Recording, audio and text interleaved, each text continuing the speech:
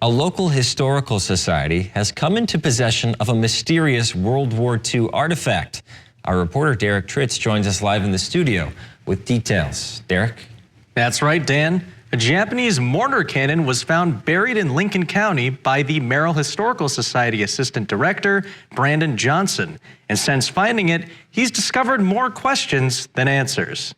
The story starts 20 years ago when Johnson first discovered the artifact as a teenager. I was at my parents' house and erosion had exposed some metal in the ground. Out of curiosity, I just started digging it up. And the find was exhilarating. That idea of treasure hunting and of digging up something and it being this historical artifact, it was really exciting. But that excitement faded quickly. At the time, I just thought it was a cannon. I didn't know what it was. I buried it back.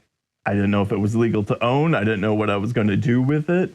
What does a teenager need a cannon for? The mortar stayed buried for the next 20 years until the present-day Brandon Johnson found himself working for the Merrill Historical Society and finally had the resources to start investigating the artifact. Johnson was able to find out through a combination of research and Chinese translators that the mortar was made in 1943 by China during the Japanese occupation, likely near the end of World War II. It was made almost completely of iron and weighs about 700 pounds.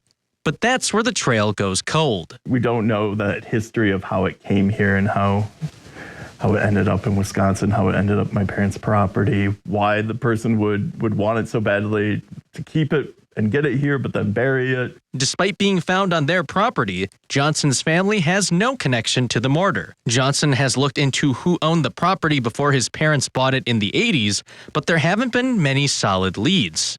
And for Johnson, that's the fun part. War history is one thing, but it's really the story of people. And why would someone take all this trouble to bring it back to the area? Why would someone bury it? These stories are so interesting, and I want to know the story. There are many possibilities for how a 700-pound weapon ended up in the U.S., like the mortar being used by U.S. soldiers to train on enemy weapons or being taken home as a uniquely large souvenir. But the specific story and how it ended up buried in Lincoln County still eludes the Historical Society. At least for now. Reporting in Merrill, Derek Tritz, Newswatch 12.